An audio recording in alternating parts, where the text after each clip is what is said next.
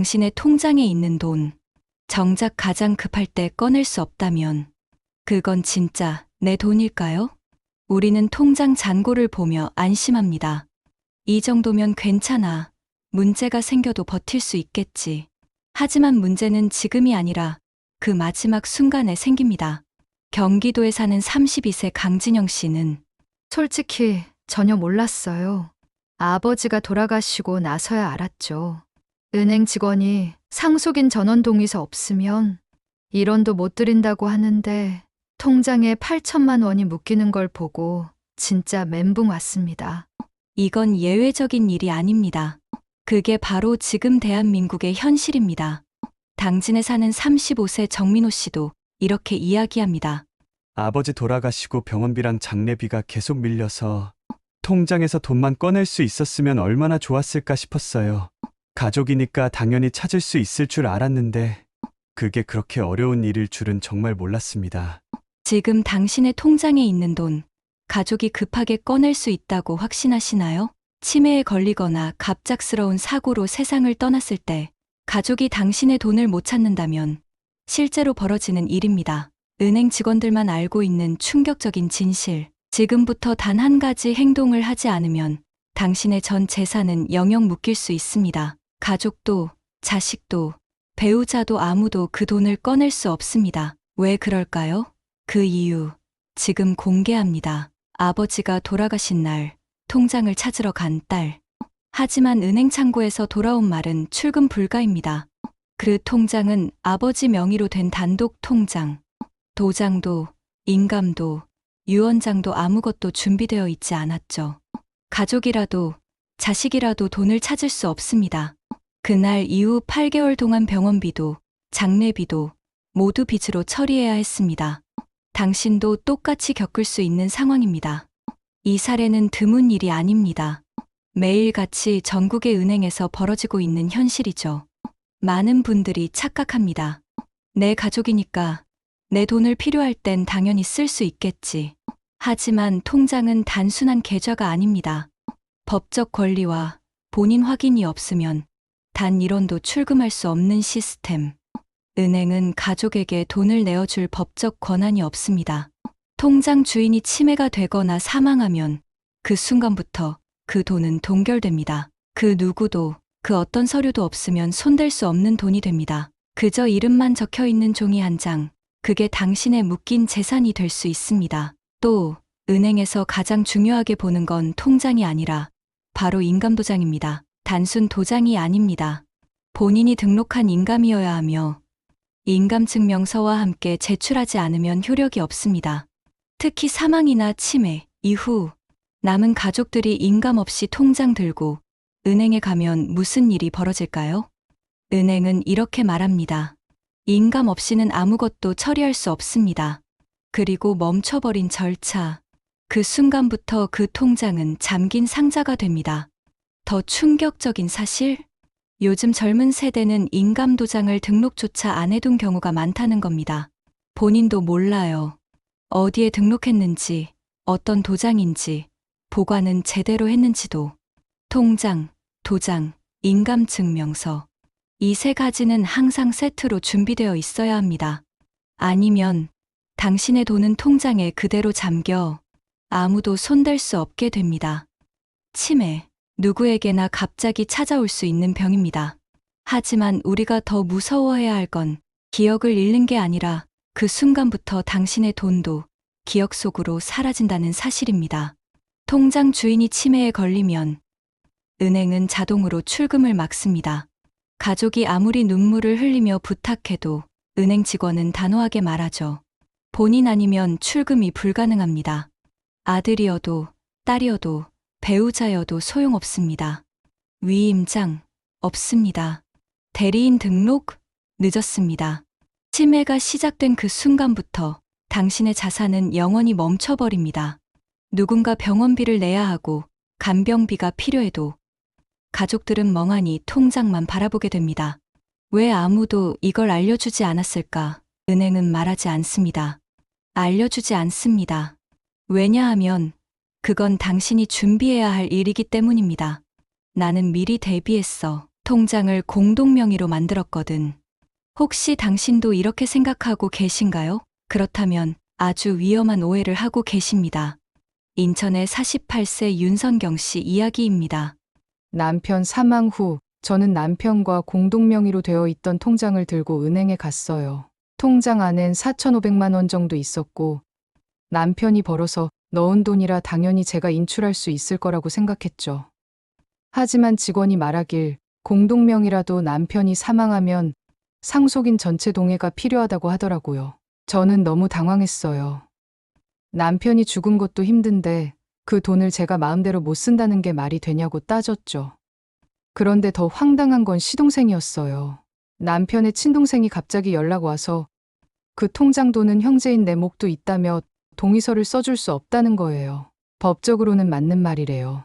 공동명의라도 남편 지분 절반은 상속 재산이기 때문에 남편 형제도 상속인으로 권리가 있다는 겁니다. 결국 전 돈을 인출하지 못했고 통장에 있는 돈은 그대로 묶였습니다. 장례 치르고 집 대출 이자도 내야 했는데 돈이 없어서 카드 돌려막기를 했어요. 아이 학원비도 못 내서 쉬게 했고 정말 하루하루가 지옥이었어요. 결국 저는 소송을 걸 수밖에 없었습니다. 상속재산분할 청구 소송이란 걸 처음 알았고 8개월 걸려서야 제 몫으로 돌려받을 수 있었죠. 그때 알았어요. 공동명의 통장이 안전장치가 아니라 지뢰가 될 수도 있다는 거요. 남편이 미리 신탁을 걸어놨거나 유언장이라도 있었으면 이런 고생 안 했을 텐데 지금은 부모님 통장도 하나하나 신탁 걸고 있어요. 절대 남 일 아니에요. 진짜 다들 제 말 들으세요. 공동명의 통장은 두 명이 함께 돈을 넣고 함께 관리하는 계좌처럼 보이지만 실제로는 그렇지 않습니다. 한쪽이 사망하거나 무능력 상태가 되면 그 통장 역시 분쟁의 씨앗이 될 수 있습니다. 예를 들어 남편이 사망하고 아내가 공동명의 통장에서 돈을 찾으려 할 때 은행은 이렇게 묻습니다. 이 통장에 있는 돈은 정확히 누가 얼마를 소유했는지 증명할 수 있나요? 가족 간에도 싸움이 시작되고 심지어는 다른 상속인들이 공동명의는 무효다며 소송을 걸기도 합니다. 당신은 대비했다고 생각했겠지만 그 준비는 불완전했을 수도 있습니다. 진짜 안전한 방법은 따로 있습니다. 그 방법을 모른 채 안심하는 게 가장 위험한 실수입니다. 당신이 세상을 떠났다고 가정해봅시다. 가족은 슬픔 속에서도 해야 할 일이 많습니다. 장례식, 서류 정리, 그리고 무엇보다 필요한 건 바로 돈. 그런데 은행에 갔더니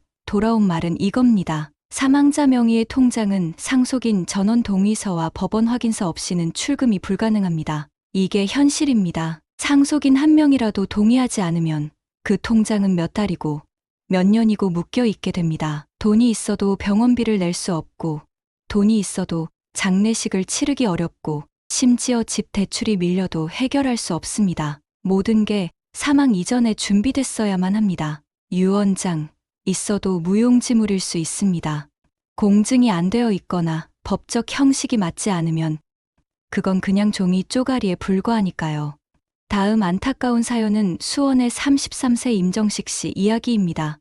아버지가 돌아가시기 전 몇 차례 제 손을 꼭 잡으셨어요. 그리고 늘 이렇게 말씀하셨죠. 정식이 내가 제일 고생했잖아.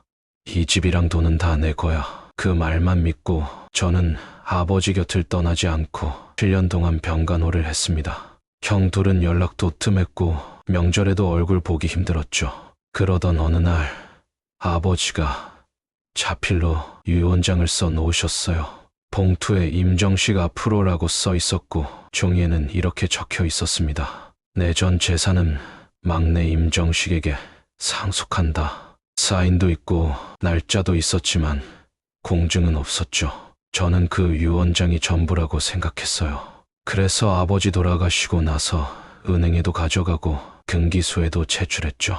그런데 은행에서는 이건 효력이 없다고 말하더라고요. 그리고 형들이 변호사를 선임해서 유언 무효 소송을 걸었습니다. 결국 재판에 들어갔고 유언장은 법적 효력이 없다는 판결이 나왔어요. 공증이 없는 자필 유언장은 위조 가능성이 있으므로 상속 분쟁 시 무효가 될 수 있다는 겁니다. 저는 평생 간호했지만 법은 그걸 인정해 주지 않았습니다. 결국 삼형제가 3분의 1씩 나눠 가지게 됐고 저는 제 목도 겨우 건졌습니다. 가장 억울했던 건 아버지의 진심이 묻힌 거였어요. 공증만 했더라면, 단 한 번만 법적 조언을 받았더라면 수백만 원도 안 되는 비용으로 아버지의 뜻을 지킬 수 있었는데, 그걸 몰랐던 대가로 가족이 갈라지고 형들과는 지금까지도 연락을 안 해요. 여러분, 꼭 기억하세요. 유언장은 단순히 써놓는다고 끝이 아닙니다. 공증이 있어야만 진짜 법의 힘을 발휘합니다. 그걸 미리 알았더라면 제 삶이 완전히 달라졌을 거예요. 유언장은 쓴다고 끝이 아닙니다. 공증을 거쳐야 하고 내용도 법률에 맞게 정리되어 있어야 비로소 효력을 가질 수 있습니다. 모든 것을 남긴다 해도 그걸 쓸 수 없다면 당신의 의지는 그냥 무너져 버립니다. 그래서 말합니다. 죽고 나서 준비하려 하지 마세요. 살아있을 때 해야 합니다. 지금 당장.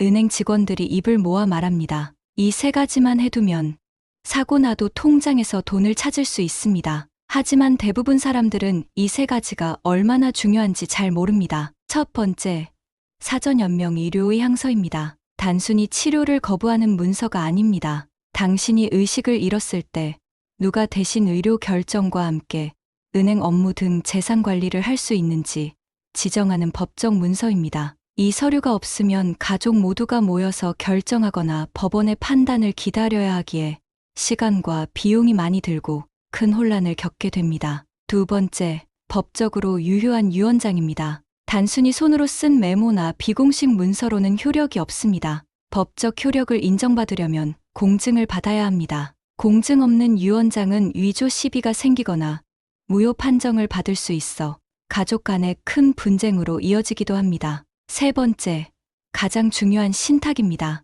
신탁은 당신의 재산을 지정한 사람에게 안전하게 넘겨주는 공식적인 방법입니다. 치매나 사망 시에도 지정된 수탁자가 통장을 관리하며 필요한 금액을 자동으로 지급할 수 있게 하는 제도입니다. 신탁은 복잡하게 들리지만 소액부터 누구나 설정할 수 있어 재산을 안전하게 지키는 강력한 수단입니다. 이 3가지 중 하나라도 준비하지 않으면 당신의 통장은 갑자기 잠기고 가족은 아무런 권한 없이 막막해질 수밖에 없습니다. 세상은 점점 복잡해지고 규제도 강화되고 있습니다. 그래서 미리 준비한 사람만이 위기의 순간에 웃을 수 있습니다. 지금 당장 준비하지 않으면 가족에게 큰 고통과 분쟁을 남길 수 있다는 사실을 꼭 기억하세요. 요즘 은행에서 조용히 인기 있는 상품이 바로 이 금융신탁입니다. 예금도 아니고 보험도 아닙니다. 신탁은 당신이 정해준 대로 돈을 자동으로, 법적으로, 안전하게 운용하게 만드는 장치입니다.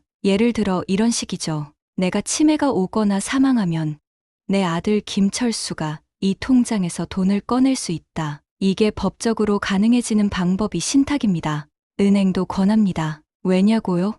복잡한 법적 분쟁 없이 절차대로 지급할 수 있기 때문이죠. 그런데 왜 많은 사람들이 신탁을 안 할까요? 잘 모르기 때문입니다. 신탁은 부자들이나 하는 거라고 착각합니다. 하지만 지금은 30만 원부터도 설정 가능한 시대. 당신이 가진 그 평범한 예금 통장도 신탁을 걸면 위험 없는 안전 자산으로 바뀝니다. 은행 직원들이 가장 먼저 자기 가족에게 추천하는 것도 바로 이겁니다. 신탁은 아직도 모르는 사람들이 너무 많다. 그게 현실입니다. 우리가 몰랐던 이유는 간단합니다. 은행은 이걸 먼저 알려주지 않기 때문입니다. 왜냐면 고객이 묻기 전까진 말할 의무가 없거든요. 하지만 직원들은 다 알고 있습니다. 어떤 통장이 위험하고 어떤 계좌가 절대 건드릴 수 없는지. 실제로 은행 직원들 사이에서 유명한 말이 있습니다. 이런 거 미리 준비해 놓은 사람 100명 중 1명도 안 된다. 그리고 그 1명은 누구일까요? 대부분 은행원 본인 혹은 그 가족입니다. 인터뷰에서도 이런 말이 나옵니다. 상속 분쟁 겪는 고객들 매일 봅니다. 근데 본인은 미리 대비해 두셨더라고요. 이중적인 현실. 고객은 모르고 직원만 알고 있는 시스템. 정보의 격차가 결국 자산의 격차로 이어집니다. 지금 이 영상을 보신다면 당신은 이제 그 모르는 쪽에서 아는 쪽으로 넘어오신 겁니다. 그걸 행동으로 바꾸는 건 지금 당신의 선택입니다. 가족인데 알아서 해주겠지. 가장 많이 하는 말이자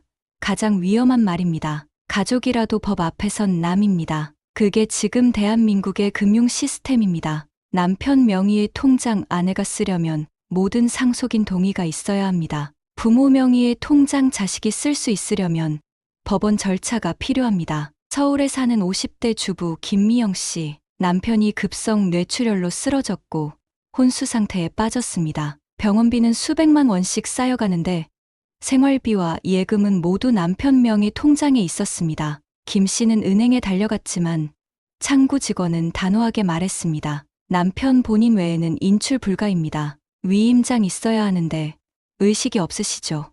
결국 김 씨는 법원에 성년후견인을 신청하고 6개월을 기다려 인출 허가를 받았습니다. 그 사이 병원비는 카드 돌려막기로 겨우 막았고 남편은 재활도 못한 채 요양병원으로 옮겨졌습니다. 사랑하는 가족에게 부담을 주지 않으려면 가족이니까라는 말보다 제도적 준비가 훨씬 더 중요합니다. 지금은 괜찮다고 생각하겠죠. 아프지도 않고 건강하고 돈도 잘 벌고 있으니까요. 하지만 인생은 언제 어떻게 바뀔지 아무도 모릅니다. 사고는 예고하지 않고 치매는 서서히가 아니라 갑자기 시작될 수도 있습니다. 경기도 용인의 박정수 씨, 평범한 40대 직장인이었지만 갑작스러운 교통사고로 의식불명 상태가 됐습니다. 가족은 병원비를 내기 위해 급히 은행을 찾았지만 OTP 해제, 하루 이체한도 상향, 인터넷 뱅킹 해제 모든 게 본인 인증 없이는 불가능했습니다. 심지어 아내가 명의자인 남편의 핸드폰도 잠겨 있어